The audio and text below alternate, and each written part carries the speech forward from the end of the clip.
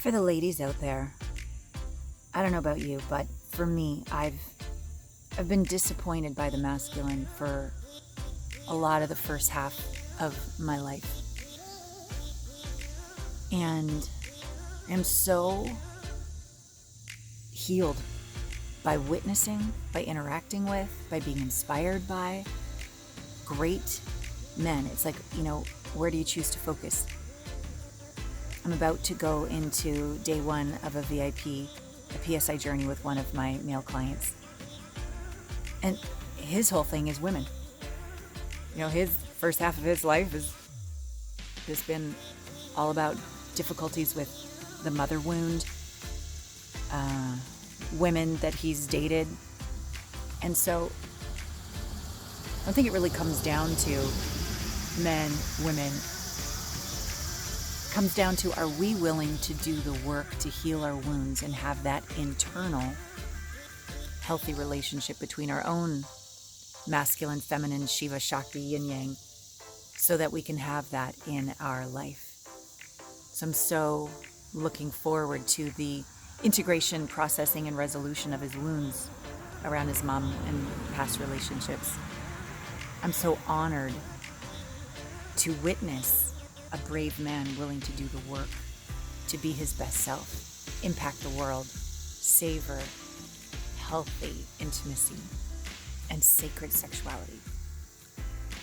And as we go into this next podcast with another amazing man, Larry Hagner, and who his humility and his tenacity and how he keeps showing up and keeps improving as a father, as a lover, as a business leader.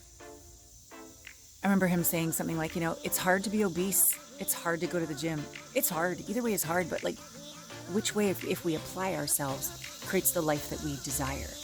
And so when it comes to relationships and intimacy, it's hard being single. It's hard being dumped.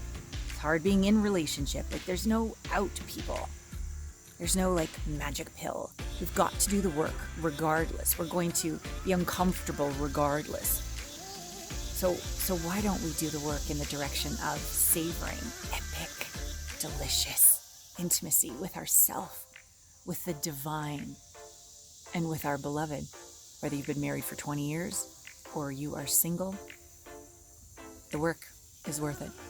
So enjoy this incredible podcast with this legendary man who is making such a tremendous impact on this planet. Let his words, his wisdom, but also let the energy of what it's like to be in his presence awaken something in you, because I bet you it will. Welcome to Intimate Conversations, Soul Medicine.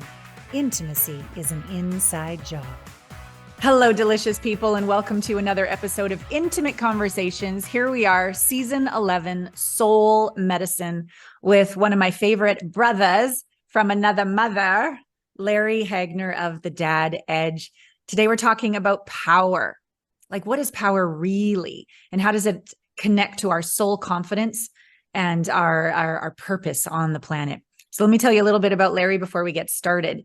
Back in 2015, he decided to start this Dad Edge podcast, which I've had the blessing of being on, and really learn the skills from experts to live a legendary life as a husband, a father, as a man. And over the past 8 years, he's interviewed over 1,000 experts on parenting and mindset, patience, communication, intimacy, optimizing health, and the power of community. And the Dad Edge podcast has been the #1 dad podcast for 5 friggin' years running, with over 30 million downloads to date. And he is the proud father of 4 energetic, awesome boys. And he's the husband of his beautiful soulmate, Jess, for the past 20 years. And life isn't all sunshine and roses every day. He's very vulnerable and shares that with us. However, he also has learned skills to optimize his life as a man and a husband and a father. And if you are a lifelong learner and you don't have this thing figured out yet, like none of us do, join Larry and continue to learn together and live legendary. And so that is his official bio. And I want to just seed at the beginning. He has these amazing 25 intimate conversation starters. We'll give you the link in the show notes, which is one of the ways we really, blend and meld well together with our commitment to intimacy. But I want to just tell a quick little story. Larry, do you remember when we had the blessing of having you in Arizona at Yes. the retreat? And there we were. And you were just so on the fly, willing to do your speech wherever the hell it worked. It was like part on a bus, part on a lake, and part on the bus ride home. And the way you drop in to truth and vulnerability and the conversation we're having today, power, and moved everyone in my group. I thank you so much for the blessing that you are to my community. And I also remember, do you remember Garrett? Everyone was appreciating you at the end, but there was something the way that Garrett honored you, not just for what you did for us, but who you are for the planet. And it really moved you to tears, and you let yourself be moved. So I love you. I respect you. I'm grateful for you in my life. Thank you for being here today. And let's just begin with what that was like to be together in Arizona at that retreat and share your story. It was super cool. I mean, and I say that because it was so memorable. There were so many things that happened like on that trip. So and I got to see, number one, the type of clients that you work with, and they're just incredible, imperfect, amazing people. And I Yeah. can see, how and why you help people so well that you Mm. do. So I Mm. thought that was amazing. And it was actually the first time I've ever actually had a request to do my speaking event without a shirt on, which I thought was hilarious at the time. I was like, oh my gosh, that's really funny. Cause you came up to me, you're like, yeah, some of the women want to know if you would actually speak without your shirt on. And I just started laughing. And you're like, no, I'm serious. No, really, Actually, I'm serious. there's requests. And I'm like, oh my God, that's so funny. Um, but yeah, it was the first time I ever did a speaking event on the dock, on a boat dock. Like I Yeah. was with other people around, like other people, just bystanders. And some people were like sitting close and listening, and some people were walking through, and it was just really interesting. And then, yeah, I did a 5-year vision on the bus ride back, which I've never done, which was so funny. I was on a microphone. I was like, this is hilarious. I've never really done this. So it's really testing, how I can, basically provide value and actually do some speaking and take people through a bit of a journey and a visualization. But it was so much fun. I'm so glad you're saying all this, because it speaks to the topic of power. You, in my opinion, have the power to go beyond circumstances, beyond environments, and still stay grounded and make an impact. And I believe that skill supports you as a dad, as a business leader, as a lover. And so let's talk about, like, that was like the overview of what happened, but the presupposition to that is who you are. And I knew you could handle it. And I even felt like I was maybe your brother, like brother, sister, of like, you're going to be doing shit like this on the fly. And they're going to say on the Today Show, Larry Hagner in a helicopter coming to like whatever, right? I feel like it's training you to be even more of your genius and glory on this planet. So, what is the presupposition to be able to do that? What are your practices? What if you had to face? Who have you become so you could be present in any environment? That's such a good question. And, about the Today Show. So we're in talks with them right now. I've done a preliminary interview, and they're looking to have me on, but that'd be really cool to actually do it like from a helicopter, or like jumping out of a plane and having to do like the interview as I, jump out of a plane or something like that, which would just add to the, craziness and chaos that is my life. I think, to be honest, like, and I'll be really honest, like sometimes I'm really good at bobbing and weaving, Mm-hmm. and just taking on whatever's in front of me. And sometimes I'm not, but that is such an opportunity of growth for me that I've worked on now for the past year, being more resilient. I've done a lot of different things. I've put myself in super uncomfortable positions. I've done things outside my comfort zone. When I was doing the speaking event for you, I was 2 weeks out from a bodybuilding show that my 15-year-old dared me to do with him. And, we went on a 16-week prep, journey to get ready for that show. And we both did great, but that really wasn't what that was about. It was about us, doing something hard together. Yeah. So it's like, my wife like looked at me and she's like, when I committed to that, and she's like, God bless, like, you're really going to put something else on your plate. I'm like, well, how do I say no to that? you know, if our 15-year-old son wants to work out with me every day and do something hard with me. And she's like, yeah, you should definitely do it. She's like, but this is a lot. And I'm like, yeah, I know. Cause at the time I was writing a book and I was working on a big project. I was doing a lot of speaking. But the thing is that here's my perception on it. Cause a lot of people will be like 4 kids, like they'll look at me like I'm Amish, like a crazy Amish person. Like I build my own like fireplaces and stuff like that. They're like, 4 boys? Are you crazy? Like four? Well, how do you How do do you that? function? Yeah. And I used to be the guy asking questions. Like I'll never forget, I had a coworker of mine who had 4 kids and he was 34 at the time. And I'm like, dude, what is wrong? And the time I had one, I was like, what is wrong with you, man? Like, why would you pick to Choose live a that. life like that? Like that's Yeah. ridiculous, right? And now here I am with 4 boys. But here's what I'll tell you. Um, raising 4 young men, 17, 15, 9, and 7, has definitely trained me to bob and weave in any environment. So Yeah. like there's always mad chaos going on, always. And you just either have to go with the flow and go with the chaos, or you fight it. Yeah. And Yeah. there are times where I fight it, right? But the older I get, the wiser I get, the less I fight it, because that's a stupid losing battle that actually, quite frankly, makes me look like a fool. Because it's like an adult temper tantrum that you see. Yeah. And so instead, I'm just like, you know what? I've never done a speaking event on the dock of a boat with strangers walking by, but I'm going to do it. Right. I've never taken people through a 5-year, 20-year vision guided meditation on a bus with a bunch of noise and craziness, but I'm going to do it.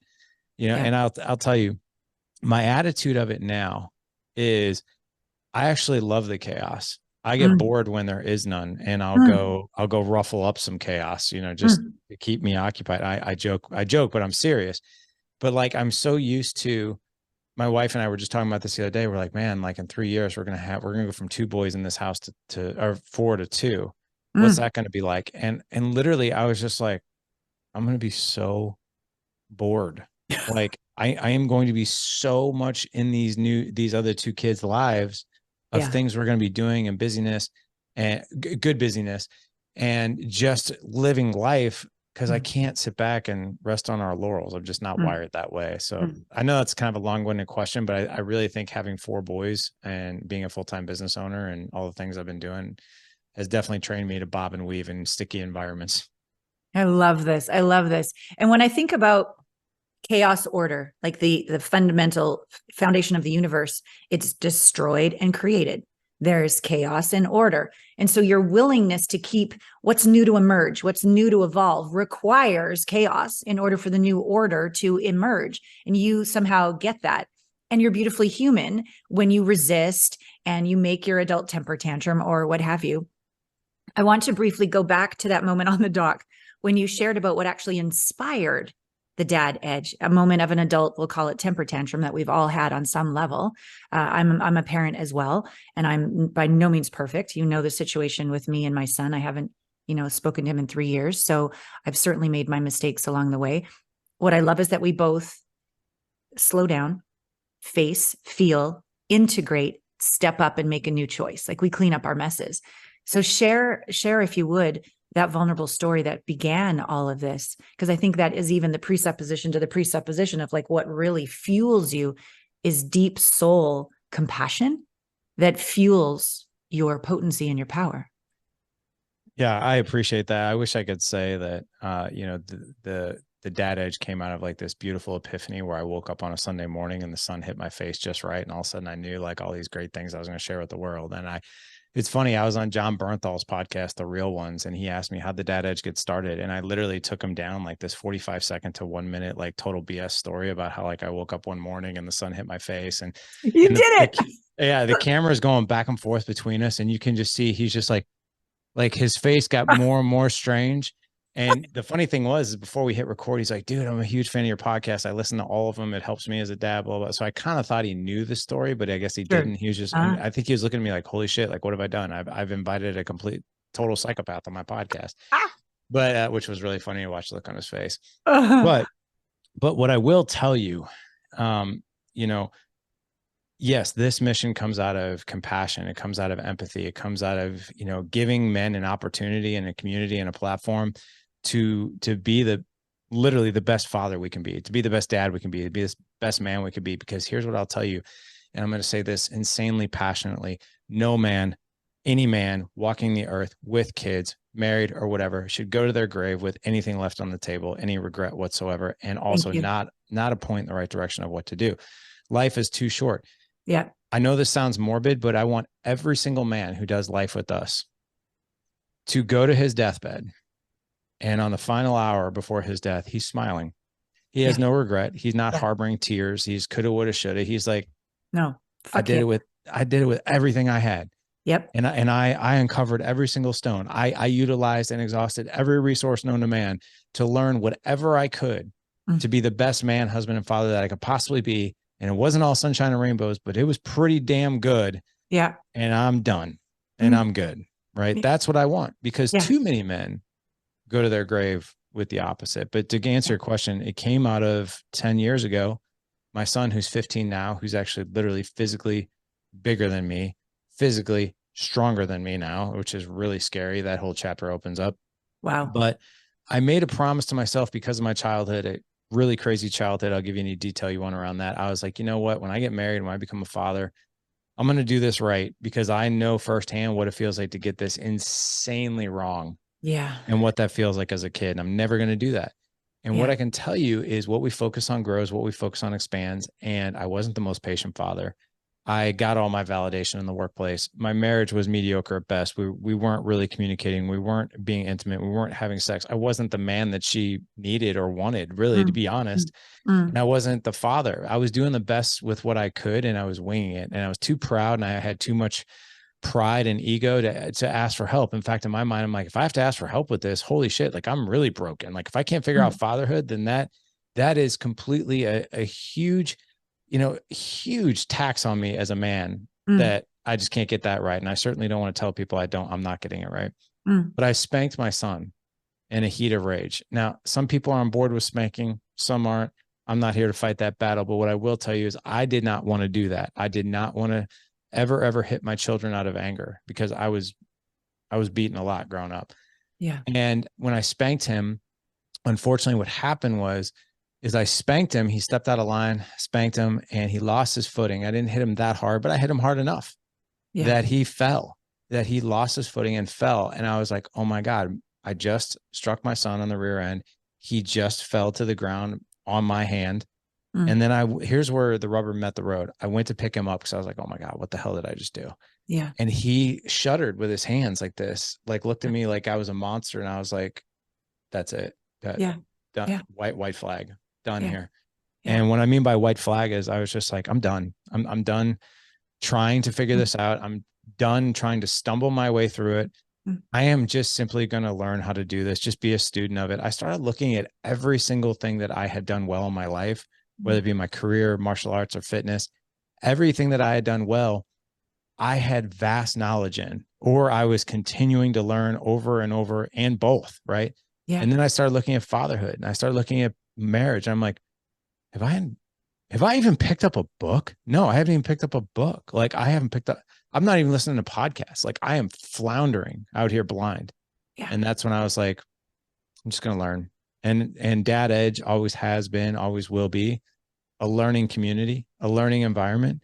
But it did not start with a beautiful moment. It started with a horrible moment. Yeah. Thank you so much for sharing that. I've never put it together in this way until this conversation, which is why I love that I've created a life around intimate conversations, because not only is this beautiful for both of us, these awakenings, everyone listening can have them as well. When you did this, that you were a monster. Had you not done the work in that moment and shifted that, his life would have turned out very similar, perhaps, to mine, in that wound didn't get healed as I grew up in me when I got abused. And I kept attracting men that would abuse me all the way until this last relationship that even ended in like criminal assault. One thing I do is the work. And I'm so pleased to have integrated that wound all the way. And it's taken such bravery, but I've attracted, finally at 53, a king. And I want to acknowledge you, Larry, that you did the work, and that boy and all your boys and the men and the fathers and their families are shifting so that as an adult, we don't keep repeating that mistake because it wasn't integrated, healed, processed all the way back when it happened. So thank you for catching yourself in the moment and shifting your family.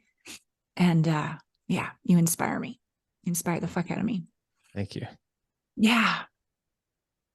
Let's move over to this beautiful marriage and these 25 intimate conversations. What did you begin to learn was missing in your marriage, and what did you begin to do to shift it? Yeah. And I definitely want to answer that, but can I make a quick comment on everything we just talked about?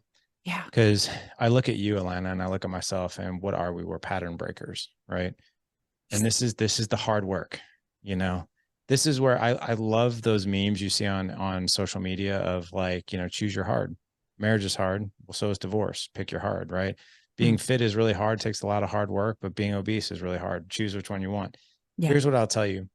Any man or woman or human being listening to this show or listening to any podcast, what I'll tell you here's some beautiful compassion for you and some damn tough love all at the same time. Here's the beautiful compassion. If you don't know what to do in your marriage, if you don't know how to communicate, if you don't know how to parent patiently, if you don't know how to be an effective leader, if you don't know how to be an empathetic listener for the people you care about most, guess what? It's not your fault. It's okay. It's not your fault. It really isn't, because I don't know any parent that's like, hey, here's how you use a skill around tactical empathy. Here's how you use the proper voice tone when someone's telling you something that's really vulnerable and authentic. Here's how you allow the other person to know that you're listening. The thing that we'll talk about today is the 25 intimate conversation starters, this skill around generative questions that help you connect to somebody else, probably your wife or your husband, right? But here's the tough love. It's your damn fault if you don't do anything about it. Thank you. Yeah. Period. Exactly. Right. That's the tough love, because there are so many resources. Even when I got started with Dad Edge, I started looking for resources. I'm like, where do I learn? There wasn't a whole lot of books out there for fathers. There certainly weren't podcasts. And I'm like, well, if there isn't one, then I guess I'll figure this out, and maybe and that's what Dad Edge, but I am not the guru. I've learned a thing or two, but I'm the student we all follow the same journey. But that's what I'll tell you. It's not your fault if you don't know this stuff, but there's a plethora of resources, mentors, coaches, therapists, podcasts, books. If you're not feeding that and learning that, that's on you. Correct. That's on you. Okay. Yeah. So now that we got that straight, here's what I'll tell you that was missing, wrong, and broken in our marriage. And I've heard this time and time again. It's the whole reason I teach a 14-week masterclass on marriage and communication, and intimacy and connection, is because when I ask men, hey, when it comes to your marriage, if one thing could be fixed, if one thing could be elevated, if one thing could be mastered, what would it be? And Alana, I don't ask that question as a bait. I ask that question because I'm genuinely curious. I'm like, what is it? And I'll get a variety of answers. Yeah. But what do you get? So I'll get a few things. I want to know what to say, when to say it, but not to be scripted, but to be authentic. And I feel like my wife and I are speaking totally different languages. Right. So I'll hear that. Communication is what I hear 80% of the time, but here's what here's where I peel back the onion layer with men. Yeah. I'm like, when it comes to communication, what do you want? I hear two words: more and better. And I always push back on that. I'm like, more. So if you had more time to communicate with your wife, what would you do with it? And then they're like, well, so if we had more time, I would talk about deep stuff.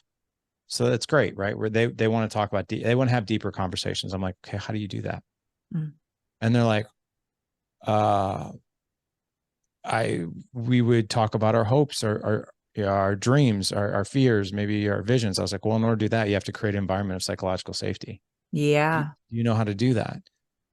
And they'll look at me like, I don't even know what the hell you just said. And I'm what like, does that word mean? Right. Yeah. But this is where relationship meets tactical skills. Right. Yes, and so broad stroke here, to answer your question, what I always hear is communication. But when I push men to get specific on that, they don't know what they don't know. I hear more and better. I'm like, well, what does better look like? And they're like, well, we're talking about like our sex life, and we're talking about the kids, and we're aligned on our parenting, and we're doing this, and I understand her and she understands me. I'm like, great. So when you're listening to her, does she know that you're listening? Well, I think so. Well, how do you know? Yeah. But you can just tell they don't know. It's so cerebral. Yes, and it's so broad. No one has ever sat them down and said, like, listen, if you want to really make your wife feel heard, Yeah. listen for what she's feeling. Like, listen for her emotion. If Mhm. she sounds overwhelmed about something, what I always tell guys is when a woman is overwhelmed, globalize, normalize, and invite for more. And they're like, what are you talking about? I was like, well, let me give you an example. If I come home and my wife is like, oh my God, Larry, we just got this new puppy. He shit all over the house. Then Colton had a big thing of milk. He spilled it. It shattered all over the place. Like, I forgot to pay the water bill. They're charging us $50 for a late fee. And here's how I would respond to that before. You know what? Jessica, it's not that big of a deal. Like, don't get so upset. Like, we'll get the floor, cleaned up. The puppy will be potty trained. Don't worry about we're good. And she'll be like, look at me like, really? And I'm like, and I'm sitting here thinking like, I just solved the problems. Like, what's going on? That's not what she needs most of the time. No. So instead I globalize, holy crap, Jessica, that sounds overwhelming. I don't say you sound overwhelmed because that sounds accusatory. And when people are going through a bad moment, they don't like the spotlight on them. They want the spotlight on the situation. So I'm like, man, that sounds overwhelming. Yes.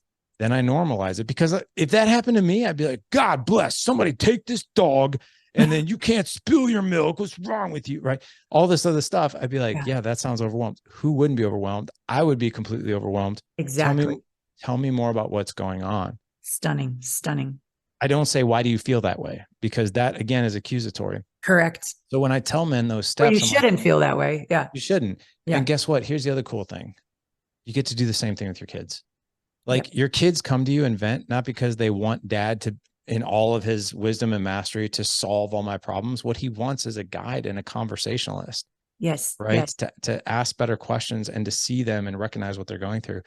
So anyway, those are some skills. But as far as generative questions go, just one sec before you go to that, if you don't mind. That's so brilliant, the way you broke it down to speak to Jessica and then applying it also to the boys. And I assert that's not even possible or effective. It would be like a script unless you also spoke to yourself that way. Oh my gosh. Yeah. Yeah. Right? 100%. Intimate relationship with little Larry, little Alana, that when our emotions come up and we get overwhelmed, how do we actually talk to ourselves? And until that becomes natural, my experience is it's not natural, because we can get triggered when we come in and our person is overwhelmed, or what did I do wrong? Or how can I fix it? But we're in our head. But if we can stay in our heart, stay in our gut, stay in your balls, my ovaries, whatever, stay in our hips, stay grounded. Yeah. Because we know how to do that with ourselves. It becomes so much more natural and felt, as you just eloquently said, not talking at her head, but talking into her heart, making it land in her heart, making her feel literally held by your energy and presence. So spot on. Please keep going. Yeah. No, I want to comment on that real quick too. So we teach this skill set called zooming out, right? Which is exactly what you're talking about. So men are really, really good at being somewhat compassionate, right? When other people are going through turmoil. In fact, so much so that we're like, man, I just want to help you. I just want to help you, right? Like, this intention to help and solve and take away pain comes from actually a really good place. It doesn't come from a condescending place. It doesn't come from I'm here and you're here. It comes from I love you and I don't want to see you in pain. At the same time, men are notorious for beating the shit out of ourselves critically where no one else can hear. So we teach this process called zooming out. We're like, a guy will vent, right? And then another guy will pour into him and be like, hey man, I hear you. I see you, and I understand where you're at. We were there too. Let me ask you this. Have you done this, or have you done that? Or have you tried this, type of strategy or whatever, what else? And here's the funny thing. Men will give that type of compassion. And then I'll ask that same guy who gave compassion. I'm like, dude, when you're going through this, what do you say to yourself when no one else is listening? Yeah. And it's fascinating. And they'll be like, I usually call myself weak. Idiot. I'm a big puss, you know? I need to man up. I need to grow a set of balls. Like, what's wrong with me? Like, and I'm like, interesting. You barely know this other guy. You just met him on this Zoom call, yet you're pouring in the best words possible, the best strategy possible. You're being incredibly empathetic and compassionate. Why can't you do that to yourself? Yeah. And what's the answer that they give, Larry? What's the answer? The answer is, I don't know a better way. And this is, growing up, maybe this is what I've been told. Or some guys are of the belief of like, well, if I beat the shit out of myself, doesn't that get me to move? I'm like, not really. Does it? I was like, I want you just for a moment, whatever it is you're going through, to imagine yourself sitting on this couch back here. And instead of you being in your head, I want you to sit next to yourself. And you're seeing yourself with your head over, you get your hand on your face, you're kind of hunched over, and you're going through all these thoughts. Yeah. If you were literally your own best friend and you saw this unraveling in front of you, would it be different if you zoomed out from it and you were to see this from a third perspective? And they're like, that's really fascinating. I think I'd put my arm around myself and be like, listen, man, like, dude, you got this. Like, come on, you got this. You're not a puss. You're not weak. This is what we need to do. Right. Yeah. So it's almost like if you could speak to yourself the way you speak to others. Yeah. Fascinating how that changes the game. So I just want to comment on that before I got to the generative questions. Is that okay? Oh my God. I think we're going to have a whole podcast before the generative questions, because I want to say something back to you about that. That's brilliant. Please. One of my Alana Prep method process is little you. And so the way I do what you just did with this zooming out is I imagine that the one who's feeling this way, who's criticizing themselves, is in the back corner of the back chamber of our heart. Yeah. And that we, higher self, go in and we close the door and we throw away the key. And this is important, because when you go in with a strategy to make them in a better mood so they can handle their shit, it's still an agenda, which is another way of saying the way you're feeling is not okay and it needs to be changed so everything will be better. But if you go into the heart and you close the door and you throw away the key, that says, I will be with you for eternity, even if you never change, because that's unconditional love. Conditional love is I'm going in with a strategy to make you change so everything's better. And that part of us never feels totally seen, totally heard, totally acknowledged, right, as we are, perfectly imperfect. So if you can go in and go, hey, you have every right to feel this way. And I will sit with you for eternity and never leave and love you exactly as you are. I don't know what happens in your body, but in my body, something goes, oh, look at that. Yeah. Right. And then as soon as that happens, nobody wants to stay in that mood. It doesn't feel any good, but they just want to know that the way they are is okay and they will not be rejected or changed. And then they're like, okay. And then you're a team and you have this inner alignment and you're like, okay, find that fucking key. We're getting out of here. We're going to create some cool shit. We got this. But I find it sprinkles on top of the ice cream cone of shit if you don't first do that unconditionally loving connection to self. We could call that compassion or empathy. I think it's even mercy. Mercy. Yeah.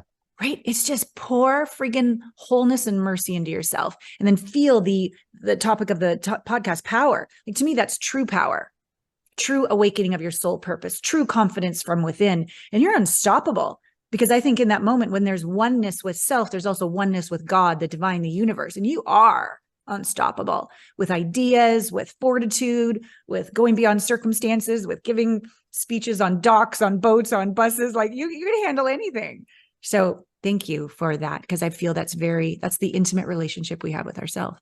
Yeah. Thank you for teaching it so beautifully. 100%. Yeah. Okay. But I can definitely talk about the conversation starters if you want. Yeah. I do. Please. Yeah. So I got a lot of heat for this not too long ago. I had a Instagram reel. Really? Go viral. I think it got 4 million hits and 2,000. Yeah. 2,000 comments. It's really, really Holy funny. Shit. What was it about, hon? Well, so I would say 80% of the comments were really good. 20% were basically you suck, that will never work. And really, yeah. So I'll explain it to you. And our friend Jason McKenzie, who we've gone through exchange training with. Yeah. It was the day after, unfortunately. Jason's my best friend. He's also one of my business partners. I've known Jason since 2016.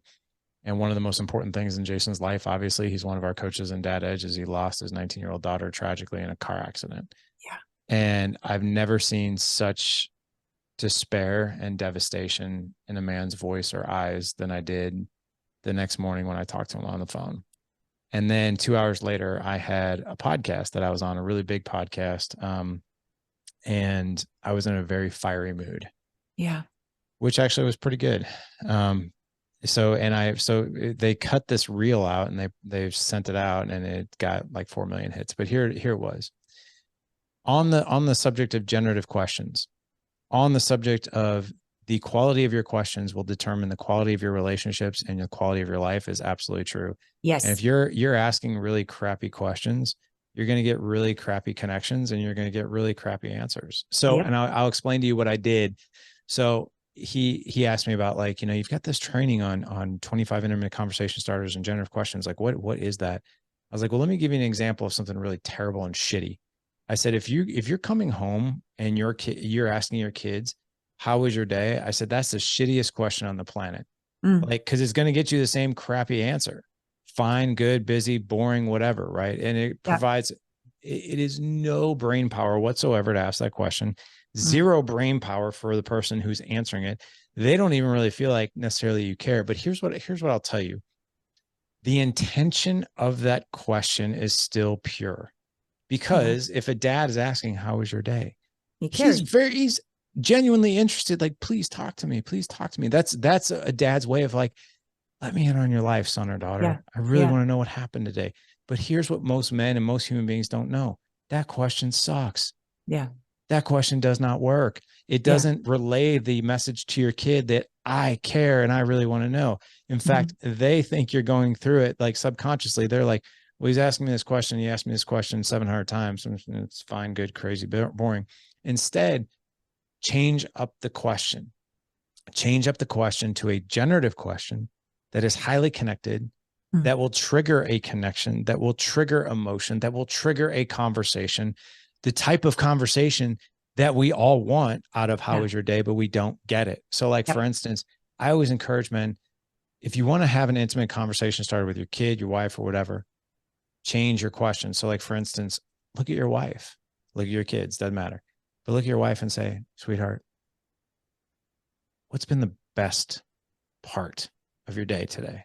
Like, and then what happens is, no matter if they had a bad day, good day, or whatever, and I'm not asking them that question because I don't want to hear about the bad. I'll get to another question here in a second. Yeah. Yeah. But I ask them that question because I want to bring them to a high point moment that they're proud of. I don't care what it is. If it happened at recess, if it happened at lunch, if they got an A in the paper or whatever, or they were kind to somebody else, I don't care.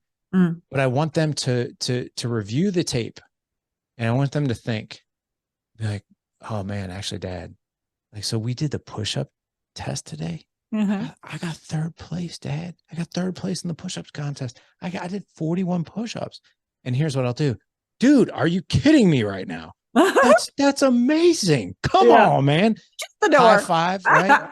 Yeah. And then like what happens is when it doesn't matter, like Alana, I could be talking to you, right? I feel I'm getting chills right now because we're talking about something high level. You're getting excited about it. I'm getting excited about it. I feel connected to you. I feel that you're listening. So we're actually proving the point in the conversation right now. Yes. Yes. Right. So tell me about the best part of your day, or tell me something today that made you smile. Tell me something today that made you laugh. Tell me a time today where you were kind to somebody else. Tell me a time today where you were helpful to somebody else. Because that's what I want. I want to hear it because I want to reinforce that. And when they tell me an emotion, this is where labeling somebody else's emotion, this is where you get to actually localize and not globalize. So instead of saying like, oh, that must feel amazing to win the push-up contest, I say, dude, you must feel amazing. You must feel amazing. Because when you put the spotlight on a positive emotion that somebody feels, they feel insanely connected to you. Yes. And they feel that you are insanely interested in them. And you're sharing that proud moment with them. Like, you're like, oh my God, like not only am I proud, my dad's proud. So that's a cool thing. We don't just talk about sunshine and rainbows though. We talk about the tough stuff. The second question I always ask my kids, sometimes I'll ask my wife this, but a lot of my kids, this is like, hey, tell me something that you failed at today and what you learned. Tell me something that challenged you and you felt like you're beating your head up against a wall, but you learned something. What was it? Yeah. Right. And there's a psychology because now they have to tell me about a low point. Yeah. And there's a whole like I love generative questions because now here's the other thing that's cool about our relationship, me and my son or me and my daughter. I now get to provide an environment of psychological safety. Totally.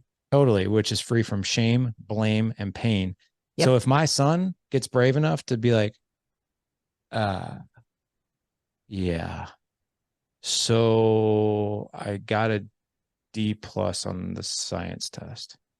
Now, if I would have said that growing up, what do you mean you got a D+? We don't get a D+ in this family. You know, we don't do that. What did you do wrong? Did you not study? Why didn't you study? You know, we study in this family. And then you're taking mental notes. Okay, great. You're not telling mom anything anymore. Sure. Instead, I'll be like, oh man, that took a lot of bravery to tell me that. Correct. I was like, what did you learn from that? What'd you learn? Yeah.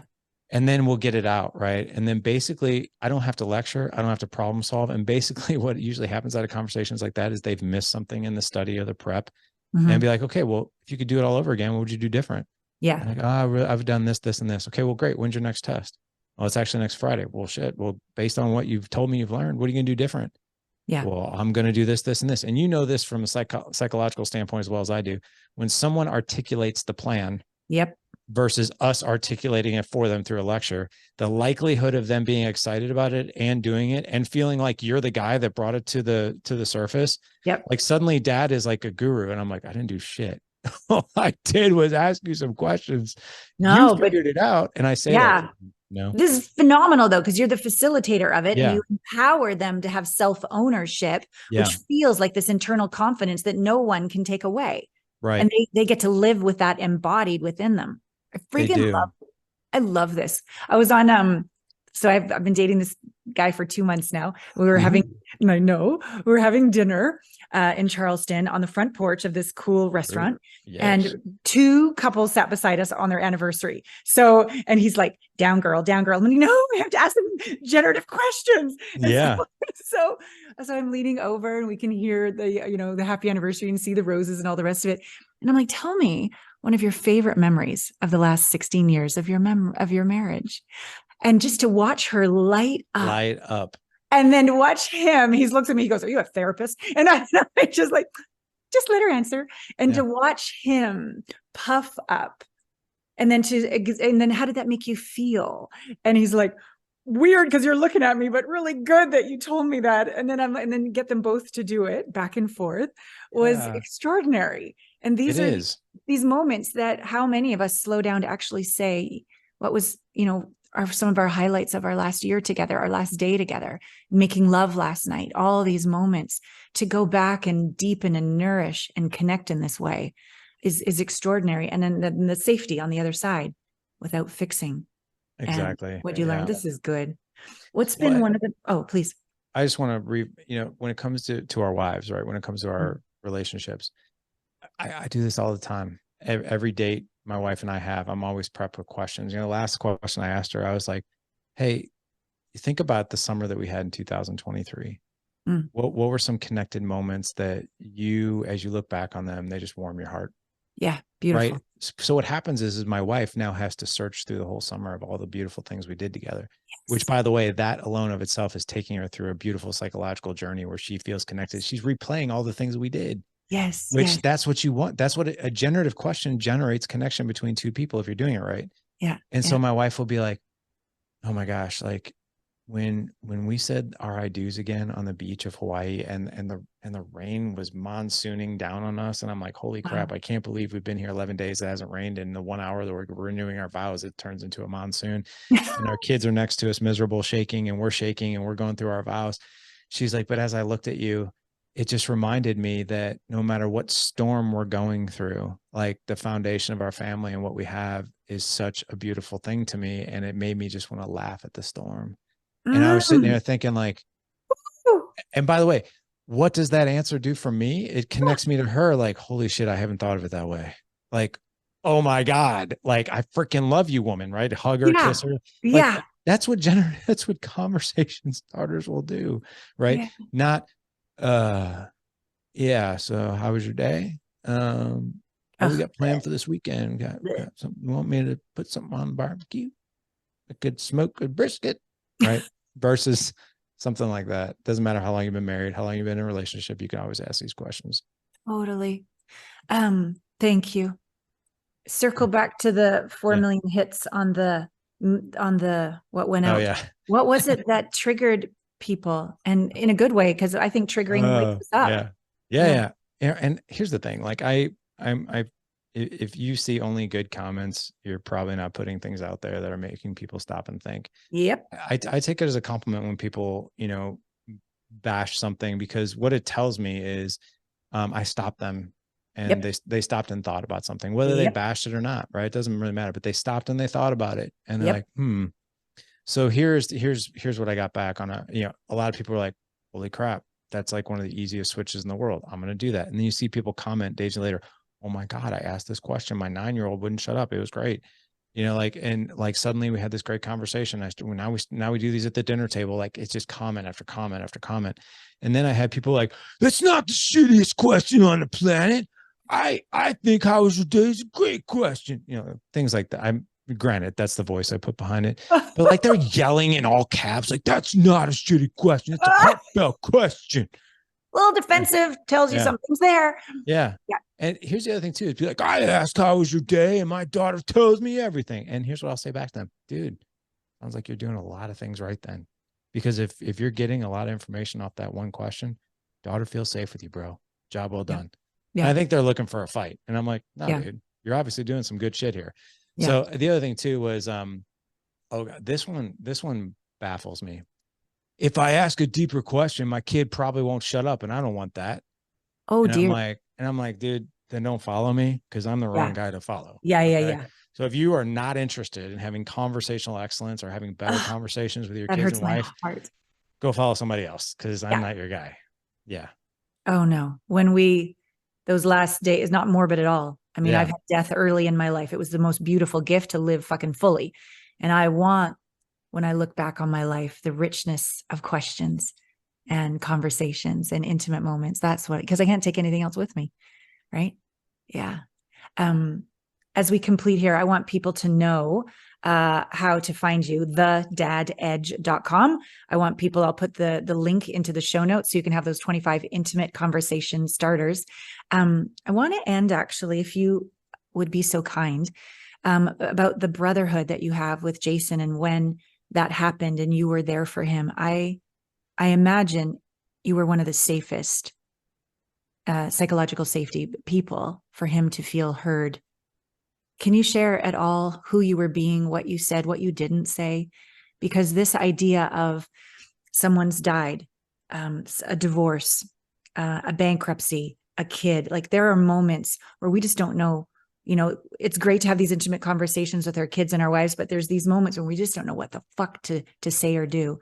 Yeah. What did you do?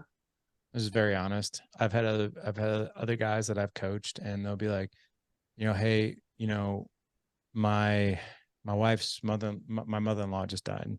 Yeah. My wife is completely and totally distraught.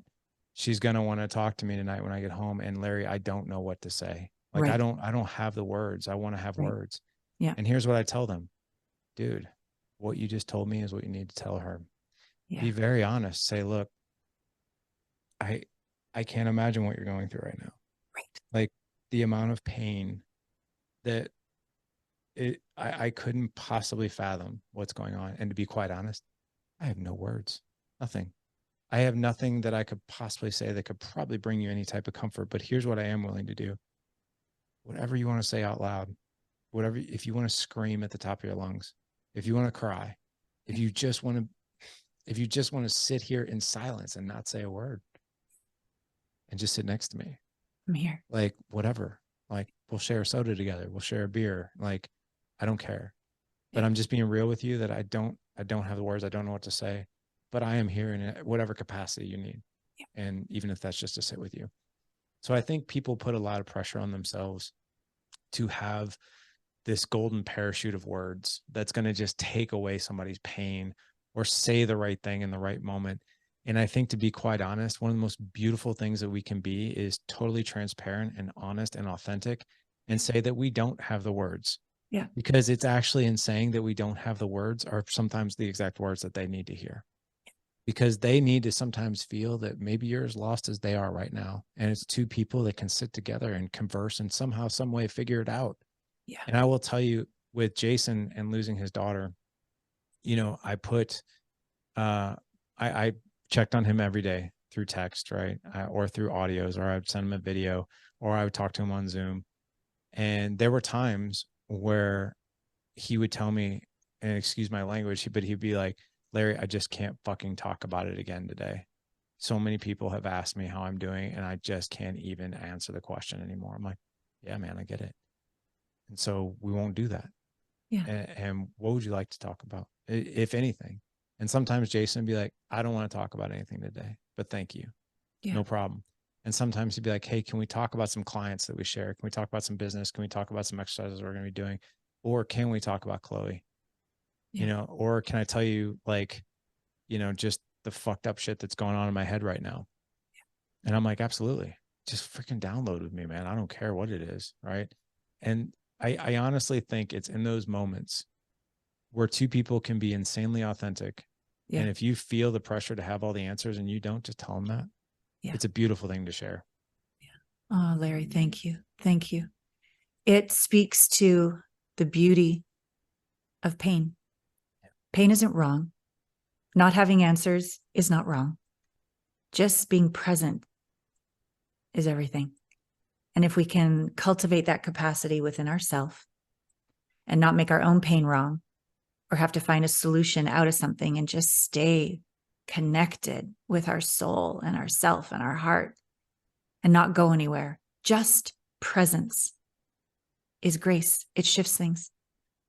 The work that I've been trained in, that I've been going through over the last year and a half, this is what I'm learning. Like my ego just wanted to have the answers and help people through to the other side so they'd feel better. As you said, this beautiful intention. But what I'm learning, the more I coach over the last 20 years, is just be there. Just be there and say, let's allow that. Let's allow that. Yeah, I love it. And from that place, the integration from pain into allowance, into hope, but also when you can be with even the most rapturous, orgasmic, celebratory moment, and you don't need to wrap that up and move on to the next moment. You can let it just literally fuck you open into bliss and gratitude beyond imagination. It's it makes all of living deliciously alive. 100%. I love how you put that, by the way. Oh, thank you. Thank you. So good to be with you as always. Congratulations on the new book deal. Thank you. Congratulations on being so in shape. I just watch how committed you are to your well-being, to your marriage, to your business, everything. From your heart to the listeners, how would you like to complete this intimate conversation? So I think the best way is to lead people to that free resource that I have. If you go to thedadedge.com/25 questions, I do a quick video training that you'll have to, once you subscribe to it, you'll get some login credentials that'll bring you actually to an arm of our membership site. The majority of our membership site is for our members, but for people taking this training, you'll actually get into this arm of the membership site, which is, it's a quick video training on the psychology of generative questions. So I'm a big believer in giving men way more than what they need or ask for. That way they understand what's going on. So I give them a PDF of 25 intimate conversation starters, but I don't want men to be like, okay, well, I have the questions. And then they start using them and they're like, what the hell is going on here? I don't understand it. In other words, like, why are beautiful conversations starting to happen? And then what do I do with them? Because it's one thing to be able to ask a question. It's another thing to deepen the relationship through a beautiful conversation, which we usually don't know how to do. So in that video training, which I highly encourage men, please watch the video training, because I give you the psychology of when you ask somebody, what is something I currently do that makes you feel most loved? And what is actually happening for your wife when you ask that question? When your wife, and most guys are just like, let's see what she says. Right. And that's fine. But I want men to understand, like, here's what's actually going on in her brain and her heart. She's actually searching for all the beautiful things that you do to make her feel most loved. And then she's reliving them as she's telling you them. And then I tell you through that video training, here's how you need to reflect back to her. So you know that you heard every single bit of it. So you understand then to take that information and be like, wow, I had no idea that when I bring you your morning coffee, it makes you feel like on cloud nine. And then I love you more than anything. Like, that's like one of the simplest things to do. Right. What I tell you with that is do more of that and do it on steroids, right? Because now she's giving you the keys to her heart. Yes. But a lot of people just don't know how to follow through. They get the answer and then they move on to the next question. We don't do that. You know, it's all about starting the conversation with a launching pad with a beautiful question and then taking it to a place that, you know, potentially didn't think it was going to go. But you got to learn how to be the pilot with those conversations. Oh, I love this, Larry. And then when he gives the coffee after that, you don't just talk to someone, you talk into someone. So you don't just give them the coffee, you make it land, because you know this is what opens her heart. So that extra moment of connection, even with just giving coffee, knowing that it opens her, can even make the cup of coffee this extraordinary moment of connection. So 100%. I love it. I've asked my wife that question, and you know, the answers I've gotten back is they've surprised me. It's like, when you bring me coffee, Mm, it's like when you kiss me on the forehead. Oh my God. Like when you kiss me on the forehead, I'm like, really? What tell me more. I don't say why, for reasons I share in the training. mm, Like, tell me about that. mm, It's like, when you kiss me on the forehead, it's such a masculine thing. It makes me feel protected because you're taller than me. mm, Like, and when you kiss me on the forehead, it shows me like you just love me, protect me, lead me. You have no agenda. You just want to love me. So now when I give her a cup of coffee, I give her a kiss on the forehead, you know, and I know for a fact, I'm like, she loves this and she loves this. So mm, why mm. would I not do both? Right? Yes. Because she's important to me. So I think with the information also that you get back from generative questions is such a beautiful way to deepen the roots in your relationship. Yeah. And weave this gorgeous tapestry that the two of you have. Yeah. The statue of David. Hugs to you, hugs to Jess, hugs to the boys. Thanks for being with us. So, all of you watching, holy motherfucking God, mic drop through the whole thing. I want you to take just 2 or 3 minutes after this conversation and sit, journal, contemplate, maybe go outside in nature. I want something to awaken within you, and I want you to take an action. Certainly, I want you to go and download these 25 questions, thedadedge.com/25 questions for sure. But I want you to take another action. That's something that Larry has shared, has inspired in you, so that if this was a ship, you turned it 1 degree, the rest of your life, the trajectory has changed because you took the time to listen and be with us today. We love you. We're here for you. Thank you, Larry. It's so good to be with you. Until Bye, next Katya. time. See you next week on Intimate Conversations. Get out there and make love to life. So yesterday, I'm just so fucking exuberant when I finish my VIPs, my PSI VIPs, that when I plan them, I don't think about how much I give and how intense they are. So yesterday, I worked a little too hard after saying goodbye to my VIP client. And by the end of the day, I was so tired. And I was about to have my dance class. But I texted my man. I said, oh, but I just want to hear your voice just a little bit before I dance and then go to sleep. And the message he left was so adorable. And I call him back and I'm just like, we're like high school kids. We're so goofy. And yet we're simultaneously wise. We've been humbled. We know our worth and we deeply appreciate each other. Oh. Anyways, it was so good. And then I wake up this morning and I'm doing my porch time and my magic mind time. And, I look through my emails. I try not to, but I do. It's just part of like that habit of India's on the other side of the world, Philippines is on the other side of the world, my staff. So anyways, I saw an email from a woman who was so happy for me and Scott. And she's like, I don't have my shit together to even be remotely sane to start dating. And I responded to her, I go, you know what? I don't have my shit together. I don't, I probably never will. Like, I'm always a work in progress. I'm always evolving. I'm always perfectly imperfect.